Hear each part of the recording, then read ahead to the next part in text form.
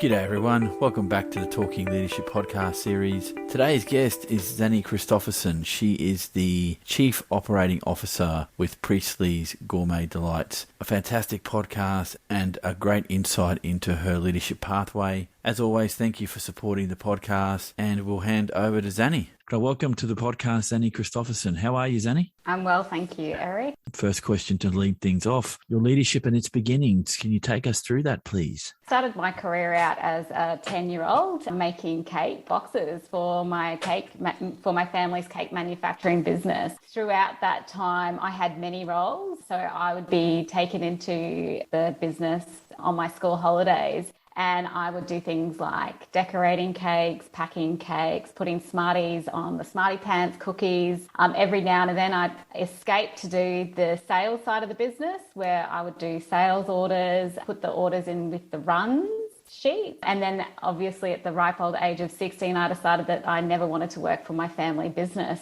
So escape and worked for a company called Esprit in the retail sector. Worked there till I was 18 until I figured out that I could actually make more money back at mum and dad's family business. So integrated back into the cake packing side of the business and finished my Bachelor of Business degree. Once I did that, I worked in shop floor control in the finance department of the business before deciding that I didn't want to work with them anymore. Had a stint in New Zealand with the New Zealand manufacturing business. Came back to Australia for 6 months and decided that I wanted to go overseas to Europe. Lived in the UK for 2.5 years and worked for a high frequency trading company in the business development side. So very different industry. Absolutely loved my time over there, but decided to come back for personal reasons because my nana at the time was very ill and I'm a very family orientated person. So came back to Australia. And at the time I was sitting around doing not too much. And my father said to me, "What are you doing with your life?" And I looked at him and I said to him, I was like, "Dad, nothing really." And he's like, "Right, I've got a project for you." So we had, typical fashion, we had a negotiation where I was like, "Right, I'm working 9 till 3. This is what you need to pay me." And he agreed to the terms and conditions, which is very unusual for my father, for anyone that knows him. And that's where my career in leadership really began. So I did the project management work for him and fixed a challenge that they'd experienced in the business for the last 3 years, interviewed for the plant manager role, which I wasn't too sure that I actually wanted to take because I recognized within myself that I was very good at completing my own work, but had never had to manage people. So I went from managing myself to managing 150 people overnight. So it was very daunting for me. And of course, I made a lot of big mistakes, but I guess on the flip side of that, I learnt very fast. And I guess leadership doesn't automatically happen when you reach a certain pay grade. Hopefully you find it there, but there's no guarantees. And then in order to transform and lead teams for myself, I had to learn how to better manage my own emotions, especially frustration, learn how to deal with things like rumors, unconstructive criticism, and get better at the corporate politics. And that I also discovered that my words suddenly had a much greater impact and that my feedback could uplift or diminish, and my opinions shape the decisions that we make as a company. So yes, it was quite shock, I guess, for me to go from nothing to 150 people overnight. You said initially you wanted to run a mile from working in the family business. Coming back around to giving it another crack, do you think your experiences in other work settings opened your mind to giving a go at working within the family business, that it was your experiences of other industries that was maybe one of the catalysts to say, hey, I'll give this a go, when maybe 5 years ago I wouldn't even given it a second thought? If it hadn't have been for my dad encouraging me to get back into the business, I wouldn't have looked there. At the time when I came back, I was looking for finance positions, but because of the nature of the business that I worked for in the UK, it was hard to get that sort of experience in Brisbane. And I wanted to be close to my family. That was really important to me because I'd spent such a long time away from them. that I just couldn't fathom living anywhere else. I actually interviewed for a job in the US, but by the time I worked out, rent in New York, having to pay rent, medical insurance, etc., it just wasn't worth my time. So would I have come back if my dad hadn't have asked me to? I probably wouldn't have. I think as well, I've always been really passionate about Priestley's. I love the product.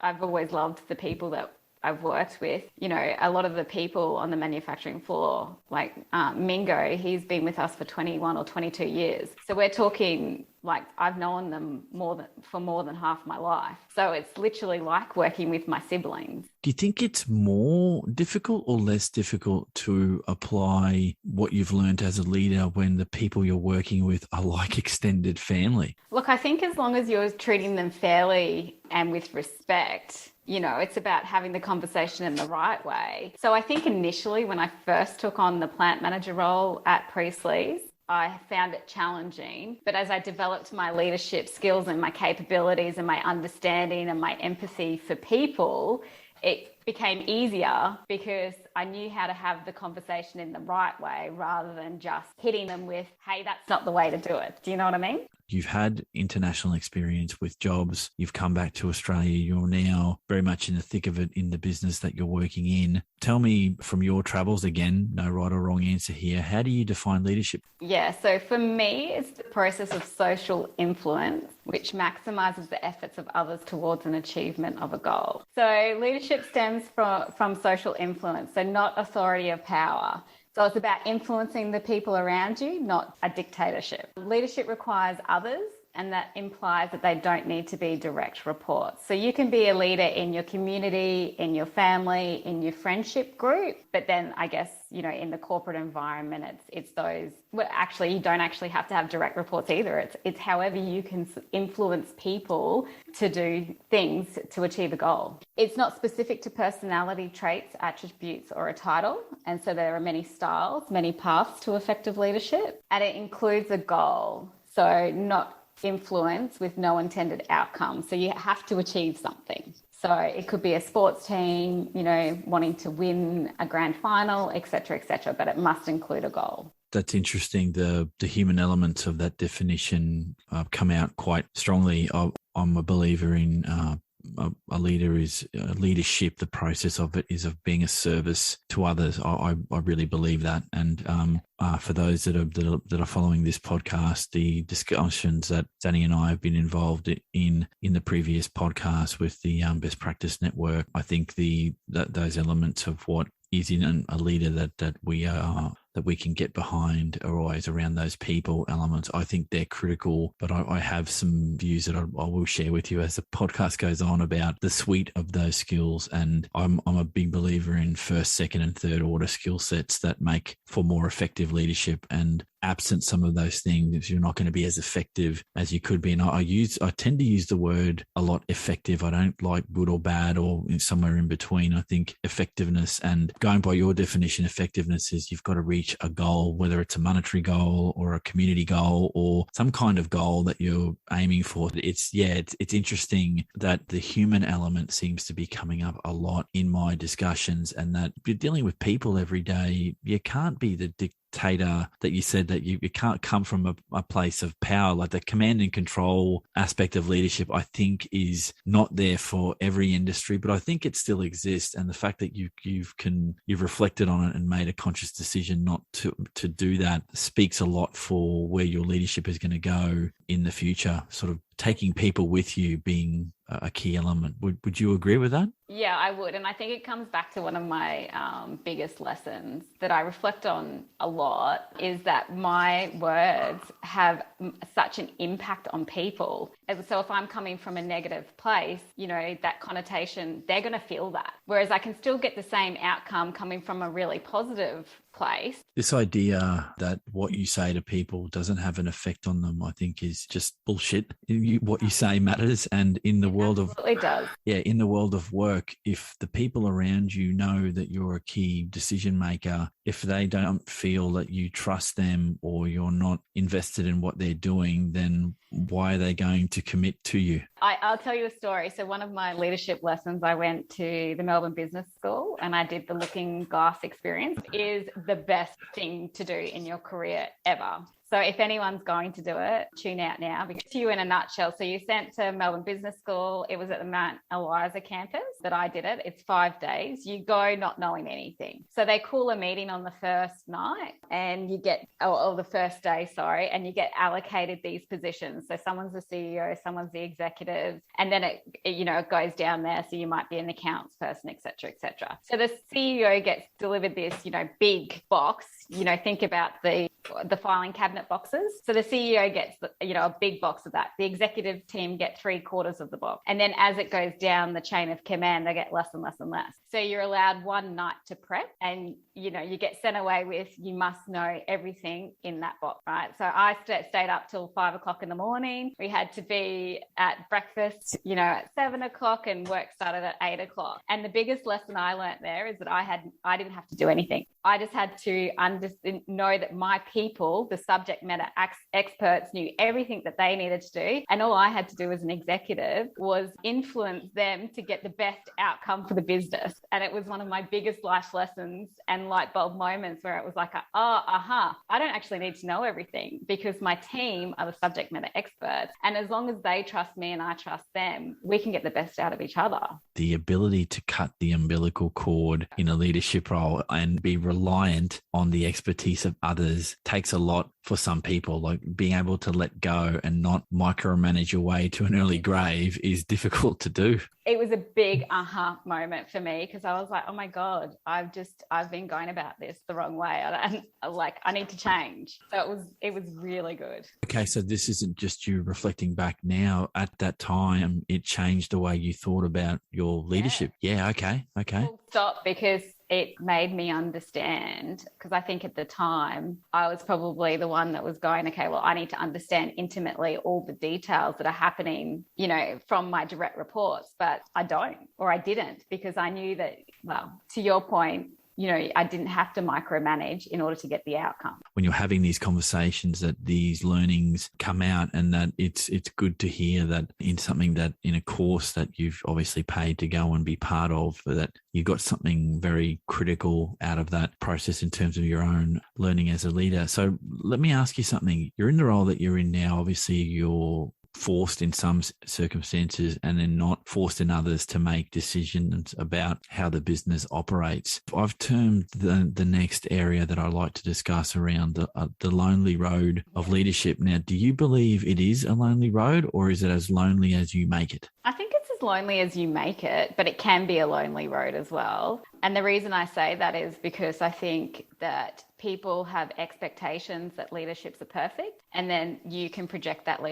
expectation on yourself. I also think that that a lot of your direct reports and the people around you think that leaders shouldn't make mistakes. Of course we're going to make mistakes. We're imperfect, and that's the part I think of learning as well, is that sometimes we need to make those mistakes so that we can learn and progress forward. If you ever meet a leader that says they don't ever make mistakes, and you're dealing with a narcissist, and you need to be running the other way real quick, I think. Yeah, but some of my greatest lessons that I've learned are from the ones that I've made mistakes. I just think that leaders sometimes have unfair expectations on themselves to be perfect all the time. And I think it's about living or having humility and owning up to your mistakes when you have made that mistake. You raise an interesting point. Just let me unpack this a little bit if we could. You talked about your direct reports potentially thinking that you're not going to make mistakes as the leader. Do you think in your travels, not just yourself, but leaders that you've met, do you think sometimes those of us in these roles, whatever the leadership position is, that you project what you think others are thinking back on yourself, and you put pressure on yourself unnecessarily, almost like a self-fulfilling prophecy? Well, they think I'm mistake-free, so I need to act like I never make a damn mistake. Does that ring true for you? I think it does in certain circumstances. I'm really lucky. I have really good relationships with my direct reports.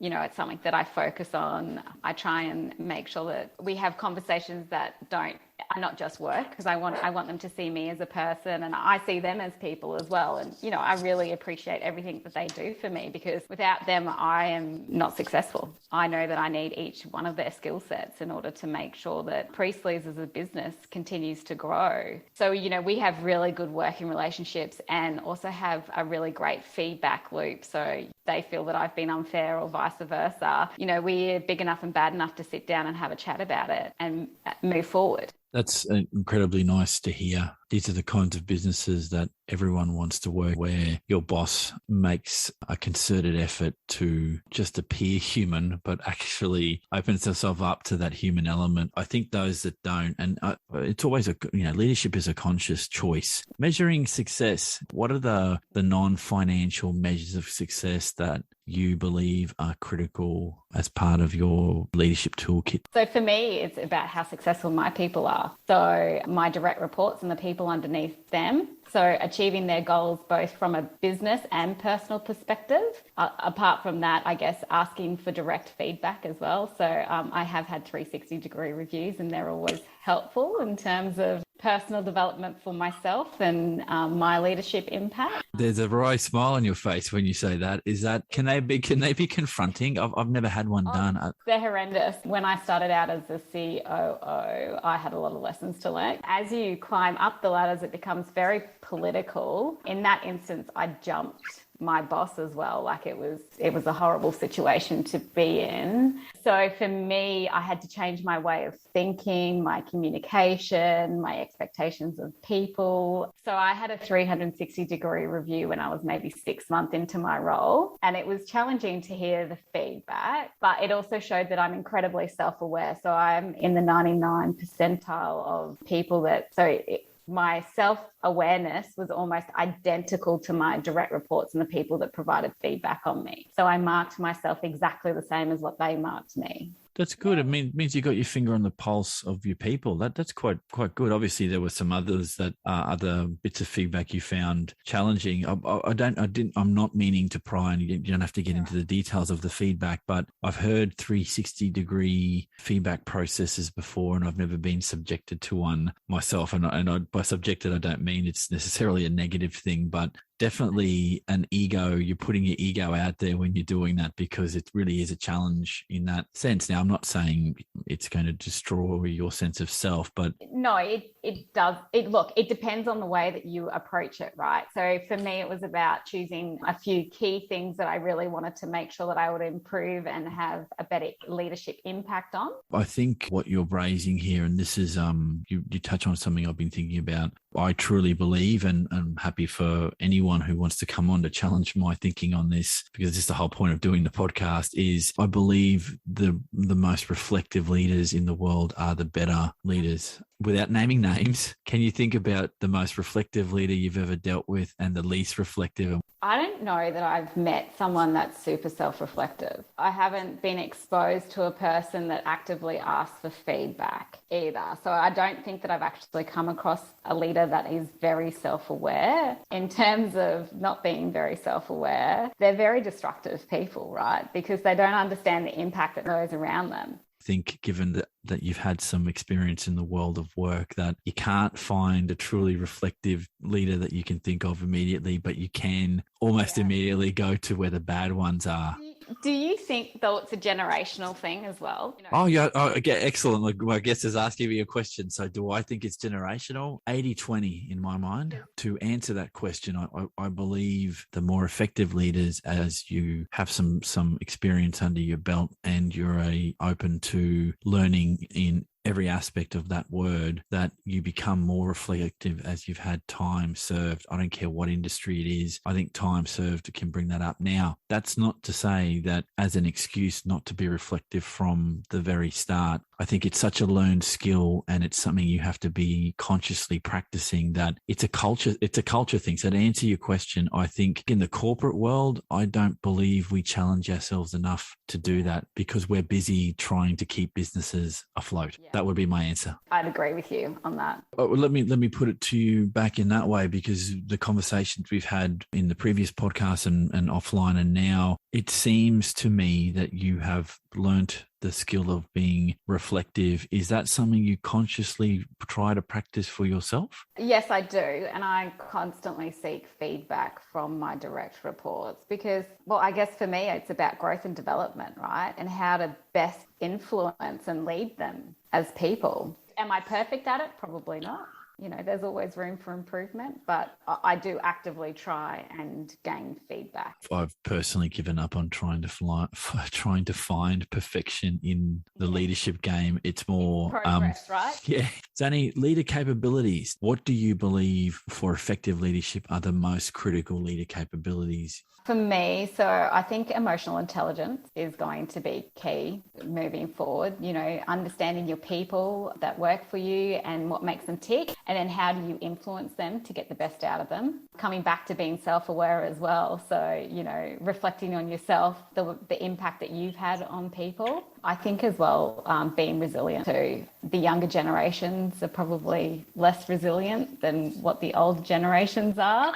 So from a resilience point of view, I think being a leader is hard. Every day is hard. You're making challenging decisions that are not always going to be the popular decisions, but that's part of your role, whether you like it or not. That's leadership 101. So you need enough resilience to pick yourself or scrape yourself back up off the ground to go again for round 2 or round 3 or however many rounds it is. I think in the younger generations, from what I've seen, and this is a very generalized comment, is that parents are going in to fight for their children rather than letting their children fight their own battles. And I think that from a children's growth perspective, they need to be able to learn how to fight their battles from a young age. Yes, the parent can be behind coaching and mentoring, but the child needs ownership over that in order to gain the experiences and the lifelong skills to be able to grow as a human. I could do a whole another podcast on that. I don't think I can disagree. I think what we see in the schools and what we see with leaders on the come up, I think is a reflection of where society is going. One, I was asked, for the sake of I'm not losing this particular point in this conversation because I think it's incredibly important to be talking about this, that I was asked to summarize my leadership journey I was part of a national leadership program with the seafood industry, and 10 years on, I was asked back to talk about what I'd learned. And after a decade, I'd learnt some shit and I was prepared to talk about it. And one thing is, I say this with all due humility, facts don't give a crap about your feelings, but I understand that you need to be aware of people's feelings when you're conveying factual information. So having an awareness, I think, demonstrates that you can have facts and talk about issues, but also being aware that you may offend or there may be issues there, but nobody dies if you offend them. They will wake up tomorrow morning okay. It's more, if you're talking, if you're bringing facts to a discussion, you can't really go wrong. If you're using science and data and you're talking about realities, then that's great. But if you're talking about subjective things and whether you don't like somebody's opinion, you can't really do a lot about that. And I think understanding the difference is a nuance that's not well taught at schools, nor do I think it's the role of teachers to do that. It's just living in reality. And if you can't delineate the two... I could talk about the education system more. Sure. I won't get into it. No, that's fine. And I believe this is an area worth discussing in other podcasts. And I particularly would love to have you back on this, because as a leader in an industry, if I asked you the question, and again, if you don't have an answer, that's fine, because again, there's no right or wrong here. But if I asked you the question, do you have a gut feeling that our schools, our learning institutions, be they schools or universities or TAFE, are actually delivering fit for future employees, let alone leaders? Okay. If the answer to that question is no, okay, it's a hard no. I'll just talk from my personal experience. Sure. So I went to a private school in Brisbane, and I would say that we were very book smart, but not world smart. And if we're leaders, we need to be world smart, not book smart. I then went and did my Bachelor of Business at QUT, thinking, great, I'm going to get some great life skills. And yes, they're very good at theory.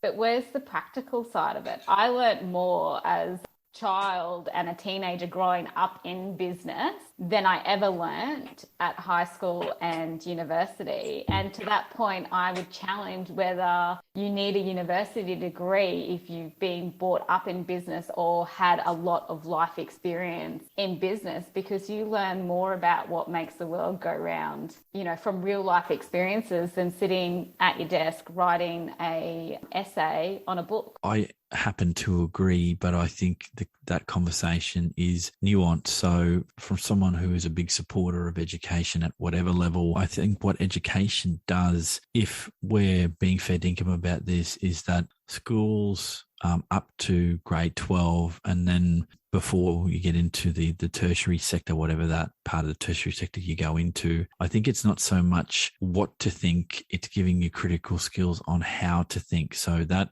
whether we're in agreement on whether schools do that well or not is up for debate. And I truly believe that when you get to either TAFE or university or private colleges, it's application and learning of a particular skill set with the understanding, and this is the bit that I think is missing and where I agree with you wholeheartedly, that no institution, no consultancy, no group can prep you for the world of work, and that what experience will teach you in a job. You can't bottle that and put that in a course, because if you could, people would be going to those courses every day to learn the reality of the world of work. And, you know, I think it's undoable. And so that bit in between is the bit that we need to constantly be looking at and maybe working to address. But can we get it perfect? No, I don't think so. I also think that from a schooling point of view, they're lagging behind what's actually happening in industry. So maybe it's, industry partnering with the schools and the universities more so that they're getting real life experience and understanding what industry is doing rather than having a lag effect, if that makes sense.